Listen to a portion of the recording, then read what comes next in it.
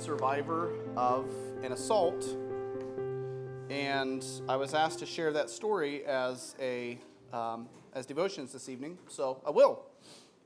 I'd like to begin by reading a passage from Psalm 27. I remember this being feeling very real to me in the aftermath of this event. Psalm 27, "The Lord is my light and my salvation. Whom shall I fear? The Lord is the strength of my life. Of whom shall I be afraid? When the wicked, even mine enemies and my foes, came upon me to eat up my flesh, they stumbled and fell. Though a host should encamp against me, my heart shall not fear.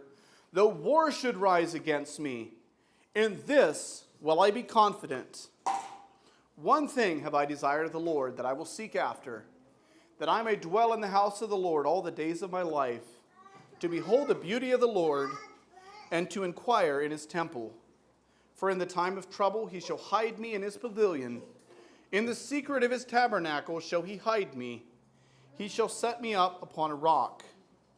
And now shall mine head be lifted up above mine enemies round about me. Therefore will I offer in his tabernacle sacrifices of praise, of joy.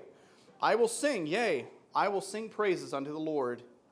Hear, O Lord, when I cry with my voice. Have mercy also upon me, and answer me." So, a little bit, some of you I think have probably heard this before. I know some of you haven't, so I'll try to give a little bit of background. So hopefully the story will make sense. I was a college student 16 years ago. I started college when I was 18 in 2004, shortly after the glaciers had melted over Lake Erie. It's a long time ago. So I was probably 21, 22 when this event took place. So I'm working my way through college. I was attending a small Christian college. Our attendance was about the same size as Sattler.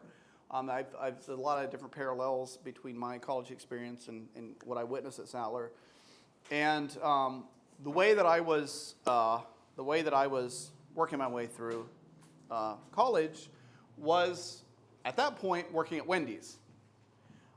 Back then, inflation hadn't done what it was, and I was working for the princely sum of $5.15 an hour. So really, I was making the big bucks. And I have never worked at a place quite like working in fast food. If any of you here has worked in fast food, you know what I'm talking about. And one of the things I would do, I would go in there. Somebody ought to study that. There's like a work field or something. I would go in there and I'd work for 45 minutes and I'd look at the clock and it's like 4 minutes had passed. It's like the time seemed to go backward at times. And so, much like Paul and Silas, when they were in prison, they sang songs to the Lord. And the other prisoners heard them. That's what the Bible says. So I was at Wendy's and I'm working a grill. I'm, doing a four-corner press and flipping burgers and all those things. And while I'm doing this, I'm singing. Because why not, right? And the other prisoners heard me. And apparently, I was told by somebody that there were people that didn't like it, but they didn't do anything about it because apparently it was a pretty religious community and people were just like, leave the guy alone.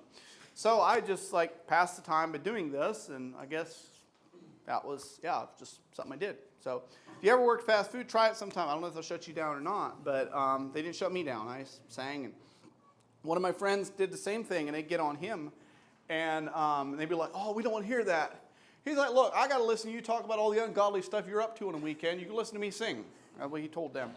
I didn't quite have that level of confidence, But so this was my work there. Got to know some of the people, and so we try to have conversations with them. We'd have spiritual conversations, try to point them to the Lord, just trying to be a witness where we were working there at Wendy's. And we got to be friends with a guy. We'd invite him to church. Sometimes he'd come. And he was the kind of guy that would, for instance, Christmas came around, and he gave everybody on a cruise a little something. So that was just the kind of guy he was. That's important for later. That's Chekhov's gift. So time passed, and I ended up getting a job at a different place. We were wiring control panels for electrical control systems for power plants and things like that.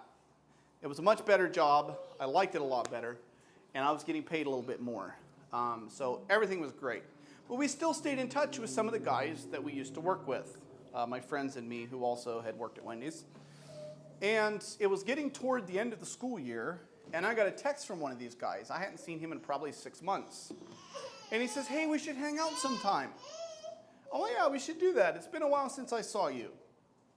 So we set out time after the school year was over because it was busy. Those of you who have been in college, you know what I'm talking about, those last weeks before the school year ends. You got a lot of loose ends to tie up. And I thought, school ends, you know, on Friday. We have graduation Friday evening, and then we have, a chance to clean up my dorm room, pack my stuff, load my car. Back in those days, I was driving a Lincoln Town Car. And so I loaded my Lincoln Town Car up with all my worldly goods that Monday morning. And I thought, Monday morning, the last thing I'll do before I leave town is stop in and see this guy and just spend a little bit of time connecting with him before I leave. And so that's what I did. Now, there was a friend of mine that said there was a ball game that was going to be happening, softball game, that was going to be happening about 45 minutes from where my parents live, 45 minutes or an hour away. And so I was hoping to get home, at least be able to make it home, see my family a little bit, and then make it to the ball game. All right, spoiler alert, I didn't go to the ball game that night. So we sat there, and we're just like chatting. I haven't seen him in a while. We're talking. We're hanging out. Played a game of Scrabble, just shooting the breeze. And as conversation goes, I'm starting to think, hey, I really need to get going. But he wanted to talk. So I didn't want to cut him off. I didn't want to, rush off too quickly. And the talk turns to his personal life. And so he starts telling me what he's been up to the last days and weeks, and specifically what he was up to last weekend. And I'm not going to tell you exactly what was going on. I'm just going to say it was not things that are approved of in the Word of God. And so I didn't really say much, because what am I supposed to say? He knows where I'm at. He knows I'm a Christian. He knows I'm a devout believer. He knows all these things. And he's bringing up what he's doing the weekend. So I just didn't say much. And what was I supposed to say? Wow, this is great. No, it's not great. But I wasn't going to say that either, because I wasn't there to start a fight. I wasn't there to be whatever. I'm just there to connect with him a little bit before I go home. And so he's eventually, after I don't say much, he looks at me and he says, I know you don't agree. I didn't say, who brought that up? I didn't bring that up. So I figured, because I'm logical this way, if he brought up the fact that I didn't agree, he must want to talk about it. So I was like, I told him, I said, hey, whether I agree with you or not, well, who cares? I mean, who cares about my opinion on what you do on the weekend? It doesn't matter. I said, the person's opinion you should be caring about is God's. And he said that they that do such things shall not inherit the kingdom of God. I'm not the one who wrote the book. I didn't say that stuff. He said it. I said, I want you to know, you think all this stuff is where it's at. You think all this stuff is where you're going to find joy and happiness and fulfillment and all these other things. And you're going to find as you pursue it, it doesn't do what it says on a box. It doesn't actually bring the satisfaction that you're looking for. It's not going to meet the need of your heart. And I want you to know that Jesus is what you're looking for. So that was pretty much the conversation. I don't remember exactly where it went from there. That was basically, I was like, at that point, and I was just like, you know what? It is getting late. I need to get home. I got a couple hours home, and then I got a place to go. So I said, I need to drop some books off at the library. It's my final stop before I leave. Guy didn't have a car. Library's a couple blocks away. And a lot of times we would. Like if I'd be there and he's like, hey, he's just getting off of work, I'd drop him off at home or whatever. So it wasn't a big deal. That was kind of the relationship we had. I was like, you want me to drop you off at the library? He said, no, I don't need to go to the library. But he said, I got a going away gift for you. And just drop your books off and stop back in and pick it up. Now, if I had known the kind of going away gift that he had for me, I would have told him that I need that gift like I need a hole in my head, as you will see.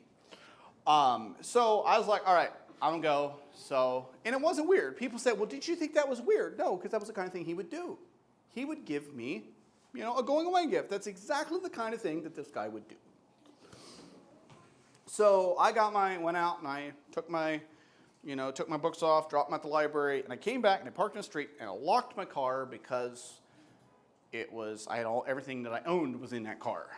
And I went back in, and I sat on the couch where I'd been sitting.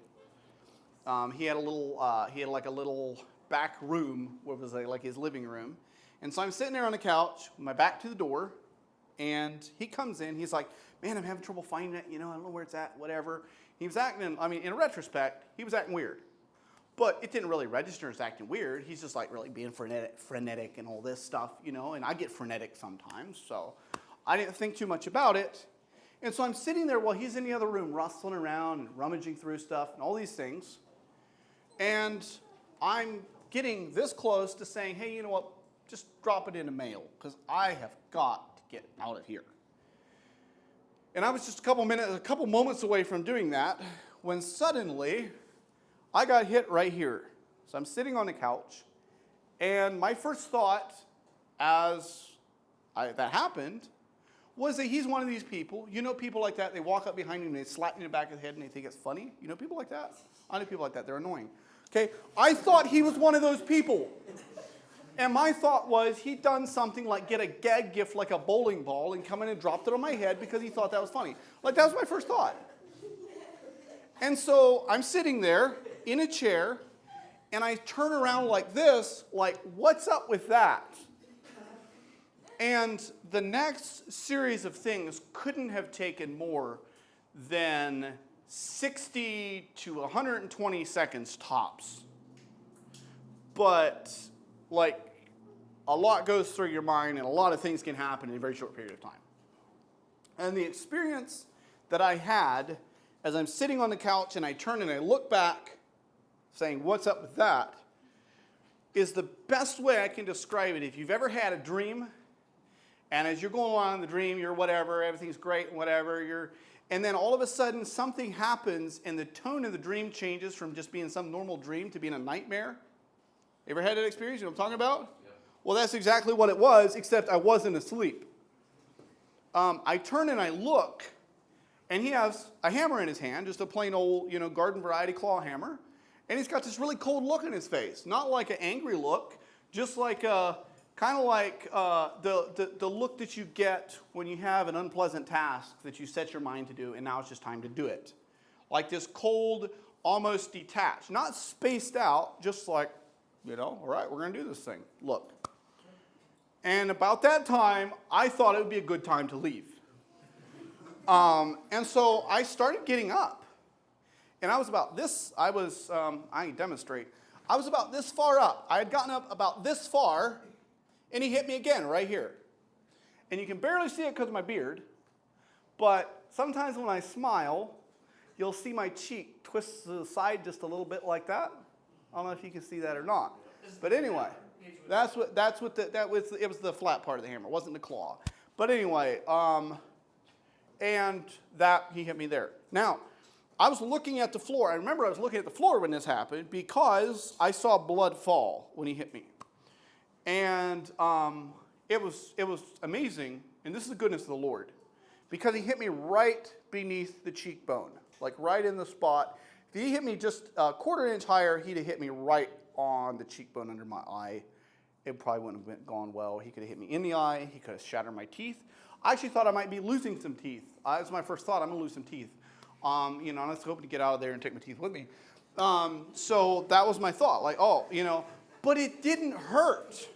It wasn't actually painful. It was just like a sense of impact. But like my brain had shut all those things off. And I started calling on the name of the Lord. Said, in the name of Jesus, stop. Lord, help me, and all these things. And I started trying to take the hammer away from him. And I pushed him back across the room. He fell backward on the couch. And as he did, and I'm grappling for the hammer because I'm thinking, if I get the hammer away, then I'll stop taking damage. I don't know how badly I'm hurt. I don't know if the top of my head's missing. I don't know. Like, I'm just in this situation. And I just know if he keeps hitting me, it's not going to go well. So I'm trying to get the hammer away from him. And as I do, I look at him, and you know how scalp wounds are. They bleed like crazy. And I feel blood run down my neck. And look at him. He's wearing a white shirt. His shirt is just soaked with blood. And I knew it wasn't his. And so my next thought in this frenzied several seconds of thinking, because you think 1,000 things in 2 seconds in a moment like this. And my thought is, I'm losing blood. I have no idea how fast. I have no idea how many seconds I have or minutes until I lose consciousness. And if I lose consciousness here, it is game over. And so then, instead of getting the hammer, I decided that I should probably leave the house, like just get away from him. And so I started pulling, because we were grappling, and I pulled away. And as I did, he grabbed me by the collar of my shirt. And I still have a small scar on my chest here where his fingernail caught me. And I pulled away, and my shirt tore. Every button on the shirt came off. I still have the shirt somewhere. And if you look at the buttonholes, some of the buttonholes are torn. They're like a plus shape where the button was ripped out of from the force of this pulling away. But I managed to get away. I went out into the hall, and it was a right turn as I ran out into the hall, and there he hit me a third time on this arm. And right there, you can see the scar there. That's the third time. So I got hit 3 times. My dad said he thought, after he saw all these things, he thought of what Paul said, from henceforth, let no man trouble me, for I bear in my body the marks of Christ. He said some of the pictures look like some out of Voice of the Martyrs. I'm not a martyr, I'm a confessor. My father is very thankful for that.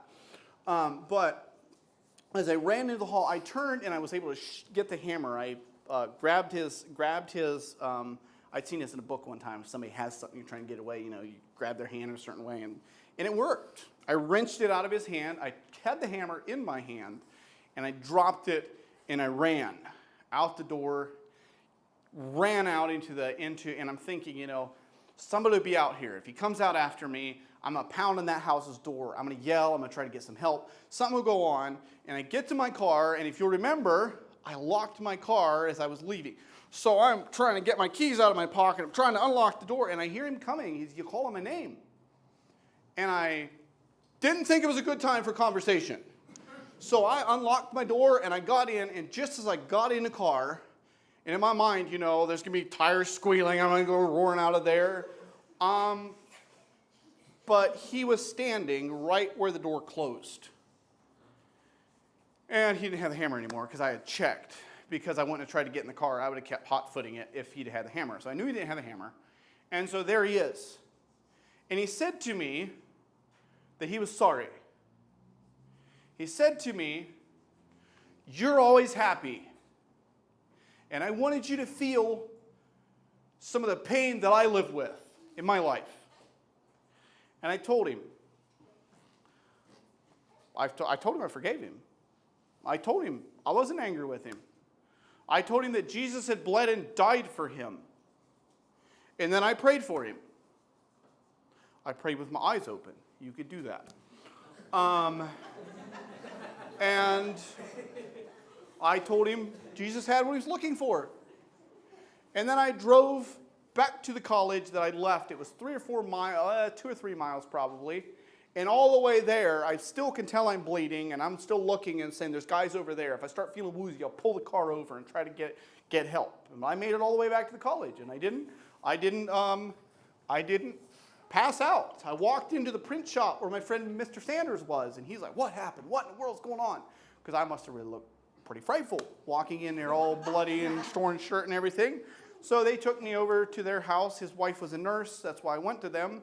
And they shaved the hair around there and had a look at it, and I looked like a monk for the rest of the summer. And they decided to take me to, we decided to make a police report, because at least they ought to know what goes on. And so if it happens again, maybe somebody else. But I told them I didn't want to press charges. I didn't see any value in doing that. But I did think it ought to at least be some type of report that this thing went down. And then the police said, you really need to go to the hospital because you could have a hematoma, you could have something, you feel fine now, and then 6 months later, there's some kind of brain bleed and you drop dead. So I went to the hospital, did a CAT scan on my head is fine. Some people interact with me a while, they're like, this guy should have his head examined. I did, okay? So that's already been taken care of. This is just the way that I am. But what I want to share with you in that story is anytime that you talk about loving your enemies and non-resistance and turning the other cheek and all these things, you're going to get the questions. Well, what would you do if Hitler broke in your house in the middle of the night? And all this. I don't know. And the fact is, neither do you. We can sit here around the table and we can talk about all the hypothetical situations. And the fact is, I don't know what I would have done in that situation, but I know what I did. And it's because of the work God does in your life now is what's going to affect what you do then. I didn't have time to pull out a theology book. I didn't have time to call my pastor and say, well, I'm in a situation where the guy's hitting me with a hammer. What do you think the Lord would have me to do? It sprung out of who I was. When I was sitting there in the driver's seat with blood running down the back of my neck, and he's there saying he's sorry and that he wanted me to feel some of the things that he's experienced, I'm not there thinking, I'm going to be telling this story one day. I need to think a spiritual way to end this thing out. It was what God did in my life. It wasn't my goodness or my decision. It was the goodness and the grace of God. And somebody asked me one time, what if you'd had a gun? What would you have done? Once again, hypotheticals being hypotheticals, who could really know? But I believe from the bottom of my heart that if I would have had a gun on my person that day, I would have pointed that gun at him and I would have pulled the trigger until the gun stopped going off. And somebody asked me, so do you think that would have been a sin to shoot the guy if you'd had a gun? I said, no, I don't. I really don't. I was scared. I don't think you're responsible for what you do in the moment. I think the sin was when you bought the gun intending to shoot somebody that attacked you. That's when the sin happened. Like, what are you doing now to prepare yourself for the situation in the future? Like, if I walked into that house and I'm all strapped and just waiting for somebody to do it, then what did Jesus say? You're a murderer already, right? No, that's what he said. And that's why I think he said that. Because who I was in that moment was who I was before that moment. And it was the goodness of God. It was the grace of God. So I don't know. I don't know what to tell you to do when Hitler breaks in your house in the middle of the night. Because that's always a question everybody asks. I don't know what you do in the hypothetical situations. But I do know, because I've been in the situation, that who you are and where you are with God is what's going to come out in that moment. And that's how we need to prepare our hearts. And that's how we need to prepare our minds. So that in the moment when we don't have time to think, we don't have time to act. I had the hammer in my hand. It never crossed my mind once to use it on the guy. It didn't even cross my mind to even think about that. Because that's not where my heart was. And that's the grace of God. And so that's what, in the hypotheticals, in the questions, when we talk about non-resistance and non-violence and loving your enemies and all these things, the solution to all of those things is what are you doing now to prepare yourself to be the kind of person that God can use and that God can work in your life when you find yourself there. Thanks so much for hearing my story.